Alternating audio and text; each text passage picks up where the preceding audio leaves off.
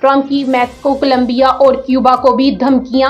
Venezuela پر control کے بعد Trump نے میکسیکو، کولمبیا اور کیوبا کو بھی دھمکیاں دے دی۔ امریکی صدر ڈونلڈ ٹرمپ نے وینزویلا کے صدر نکولس مڈورو کی گرفتاری کے بعد لاطینی امریکہ کے دیگر ممالک کے خلاف سخت بیانات دیے ہیں۔ ایئر فورس ون میں صحافیوں سے گفتگو کرتے ہوئے ٹرمپ نے کولمبیا کے صدر گستاو پیٹرو کو دھمکی دی اور کہا کہ کولمبیا میں امریکی فوجی آپریشن اچھا خیال لگتا ہے۔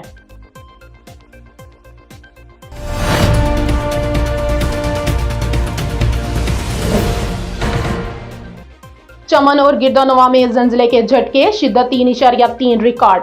چمن اور گردونوا میں زلزلے کے جھٹکے محسوس کیے گئے، جس سے علاقہ میں خوف و ہراس پھیل گیا۔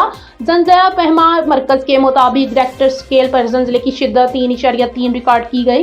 زلزلے کا مرکز چمن سے 7 کلومیٹر دور شمال مغرب میں تھا، جبکہ اس کی گہرائی 14 کلومیٹر بتائی گئی ہے۔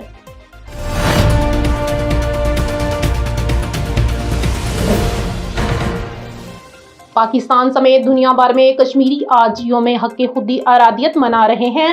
پاکستان سمیت دنیا بھر میں مقیم کشمیری آج یوم حق خود ارادیت منا رہے ہیں۔ شدید سردی کے باوجود آزاد کشمیر کے دارالحکومت مظفرآباد کے آزادی چوک پر رات کو مشال برادر ریلی نکالی گئی اور بھارتی مظالم کے خلاف سخت احتجاج کیا گیا۔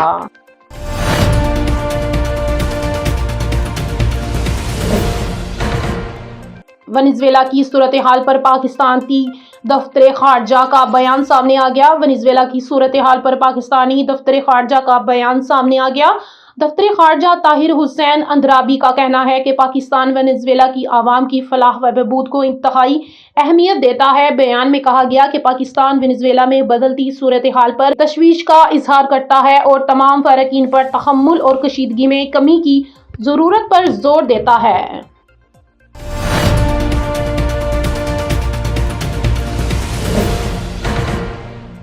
پیپلز پارٹی کے سابق ایم پی اے ڈاکٹر ضیاء اللہ بنگش وفات پا گئے۔ پاکستان پیپلز پارٹی کے سابق ایم پی اے اور سینئر پارٹی رہنما ڈاکٹر ضیاء اللہ بنگش 82 برس کی عمر میں وفات پا گئے۔ مرحوم کی نماز جنازہ کا اعلان بعد میں کیا جائے گا۔